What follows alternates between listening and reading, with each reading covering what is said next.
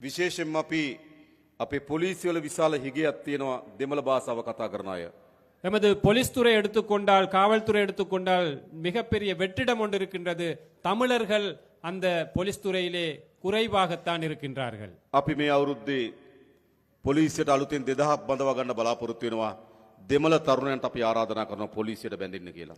நாங்கள் எதிர்பார்க்கின்றோம் கிட்டத்தட்ட 2000 பேர் போலீஸ் துறைக்கு இணைத்துக் கொள்வதற்காக நாங்கள் இங்கிருக்கும் தமிழ் இளைஞர்களை நாங்கள் அழைக்கின்றோம் போலீஸ் துறையிலே நாங்கள் இணைந்து செயல்படுவோம் என்று. මොකද කියලා ලෑස්තිද? நீங்கள் தயாரா පොලිසියට බැඳෙන්න? போலீஸில் இணைவதற்கு? ඔව්. ඒ මොකද පොලිසිය හරි වැදගත් කාර්යයක් කරනවා අපේ ගම්වල ආරක්ෂාවට සාමයට විශාල වැඩ කොටසක් කරනවා. ஏனென்றால் போலீஸ் துறை எடுத்துக்கொண்டால் எமது கிராமங்களிலே அமைதியை பாதுகாப்பதற்காக பெரிய ஒரு சேவை செய்கின்றார்கள். ඒකට මේ භාෂාව කතා කරන නිලධාරීන් අවශ්‍යයි. அதற்கு அந்த மொழியிலே அந்த கிராமத்தில் வாழும் மக்களிட மொழியில் கதைக்கும் அந்த அதிகாரிகள் தேவை. ඒ වගේම මේ පළාත් වල වේගයේ මත්ද්‍රව්‍ය පැතිරෙමින් යනවා. அதே போன்று எங்களுக்கு தெரியும் இந்த பகுதிகளில் கூட பாரிய அளவிலே போதை வஸ்து இந்த பாவடை அந்த விஸ்தரிப்பு நடந்து கொண்டிருக்கின்றது. අපේ තරුණ පරම්පරාව විශාල ලෙස මත්ද්‍රව්‍ය වලට ගොදුරු වෙමින් තිබෙනවා. நமது இளம் சமுதாயம் இந்த போதை வஸ்துக்கு பெருமளவாக அடிமைப்பட்டு வருகிறார்கள். අපි මේක නතර කරන්න ඉතාමත් ශක්තිමත් වැඩපිළිවෙලක් හදලා තියෙනවා. இதை நிறுத்துவதற்காக நாங்கள் பெரும் சக்தி வாய்ந்த ஒரு திட்டத்தை நாங்கள் முன்னெடுத்து வருகின்றோம். හැබැයි ඔයගොල්ලන්ගේ සහයත් අවශ්‍යයි. ஆனால் அதற்கு உங்களுடைய ஒத்துழைப்பும் எங்களுக்கு தேவைப்படுகின்றது. අපි එකතු වෙලා මේ මත්ද්‍රව්‍ය තුරන් කරමු. நாங்கள் ஒன்றிணைந்து இந்த போதை வஸ்து பிரச்சனையை தோற்கடிப்போம். ඒ වගේම අපි දන්නවා විශාල ඉඩම් ගැටලුවක් තියෙනවා මේ යාපනයේ ජීවත් වෙන ජනතාවට. அதே போன்று இந்த யாழ் மாவட்டம் அல்லது வடமாகாணத்தை எடுத்துக்கொண்டால் காணி பிரச்சனை என்பது பெரிய ஒரு பிரச்சனையாக இருக்கின்றது. අපේ ප්‍රතිපත්තිය எமது கொள்கை ජනතාවගේ ඉඩම් ජනතාවට ලබා දිය යුතුයි. எமது கொள்கை மக்களுடைய காணியை மக்களுக்கு வழங்க வேண்டும் என்பது. ආරක්ෂාවට සංවර්ධනයට ආණ්ඩුවට ඉඩම් පවරා ගැනීමේ අයිතිය තියෙනවා. பாதுகாப்புக்கு அபிவிருத்திக்கு காணியை எடுத்துக்கொள்ளும் உரிமை அரசாங்கத்துக்கு இருக்கின்றது. ඒත් බොරුවට ඉඩම් තියාගෙන ඉන්න බෑ. ஆனாலும் பொய்யுக்கு காணியை அரச தரப்பிலே வைத்துக் கொள்வது தவறு. අපි දන්නවා තාමත් පවුල් විශාල 1500කට ආසන්න ප්‍රමාණයක් නේද? 1500කට වැඩි ප්‍රමාණයක් තාමත් අවතන් කඳුරු වල ඉන්නවා. எங்களுக்கு தெரியும் இன்னமும் கிட்டத்தட்ட 1500 குடும்பங்கள் இன்னமும் அகதி முகாம்களில் அல்லது இடம்பெயர் முகாம்களிலே வாழ்கின்றார்கள். நபர்கள் மன்னிக்கணும்.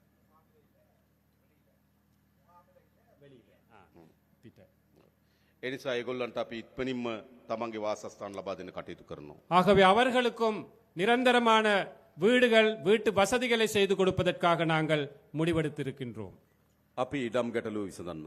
நாங்கள் காணி பிரச்சனை தீர்க்கின்றோம்.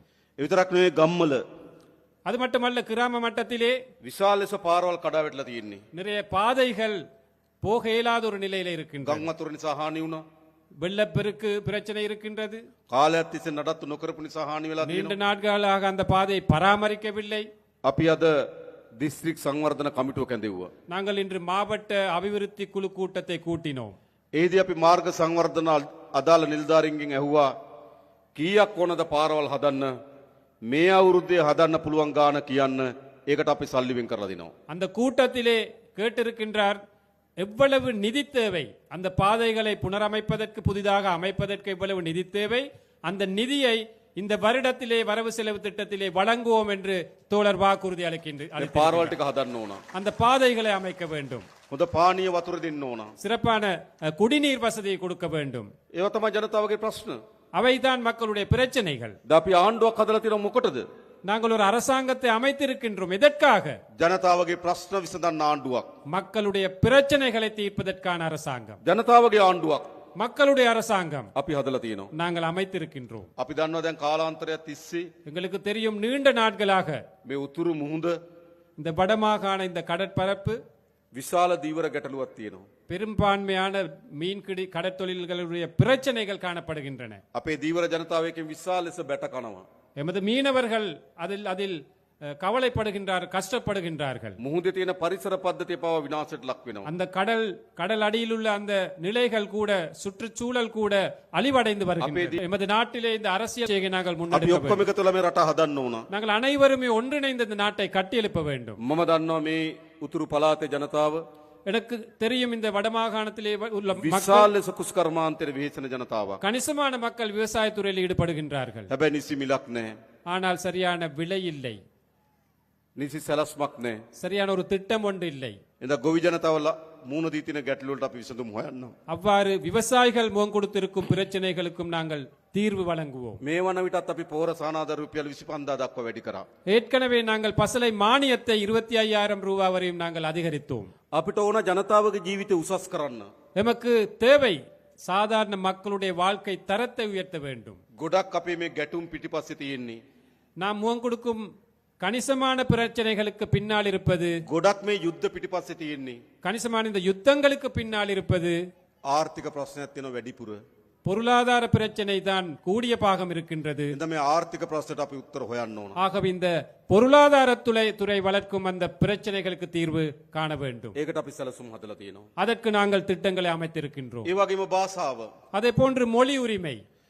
අපි ප්‍රධාන වශයෙන් සිංහල දෙමළ භාෂාව කතා කරන ජන කණ්ඩායම් දෙකක් ඉන්නවා. பிரதானமாக இந்த நாட்டிலே தமிழ் சிங்களம் என்ற மொழிகளை கதைக்கும் மக்கள் இருக்கின்றோம். ඒ හැම පුරවැසියෙකුටම அந்த அனைத்து பிரஜைகளுக்கும் තමන්ගේ භාෂාවෙන් රාජ්‍යත් එක්ක ගනුදෙනු කරන තියෙන අයිතිය හදන්න ඕන. தனது தாய்மொழியிலே அரசாங்கத்துடன் தொடர்பு கொள்ளும் அந்த உரிமையை ஏற்படுத்த வேண்டும். තමන්ගේ භාෂාවෙන් පොලිසියට ගිහලා පැමිණිල්ලක් කරන්න අවස්ථාව තියෙන්න ඕන. தனது தாய்மொழியிலே போலீஸுக்கு போய் ஒரு முறைப்பாட்டை செய்வதற்கான உரிமை இருக்க வேண்டும். ඒ නිසා මේ භාෂාවෙන් ඇති වී තිබෙන අසමානතාවය අපි විසඳිය යුතුයි. ஆகவே இந்த மொழி ரீதியாக இந்த பிரிவினை நாங்கள் இல்லாதொழித்து ஒழிக்க வேண்டும். ඒ නිසා තමයි මං කලින් කිව්ව ඔබගේ දරුවන් පොලිසියට බන්ධන්න. ஆகவே தான் முதல்ல சொன்னார் தோழர், உங்களுடைய இந்த இளம் சக்திகள் போலீஸ் துறையில அந்த අපි சேருங்கள் என்று. ඊළඟ රජයේ රස්සාවලට ගන්නකොට ඔබගේ දරුවන් ඒවට බැඳින්න.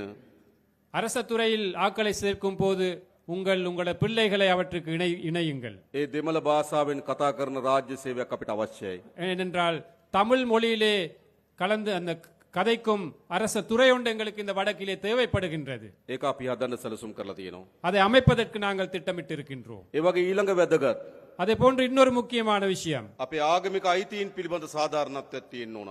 எமது மத ரீதியான உரிமைகள் எங்களுக்கு பெற்றுக்கொள்வதற்கான அந்த சூழல் அமைய வேண்டும். මෙතන අපේ නායක හාමුදුරුවෝ වැඩ සිටිනවා. எமது நாயக்க தேரர் அவர்கள் இருக்கின்றார்கள். අපේ කුරුක්කොල් තුමාලා වැඩ සිටි. எமது குருக்கள் அவர்கள் வருகை தந்திருக்கின்றார்கள்.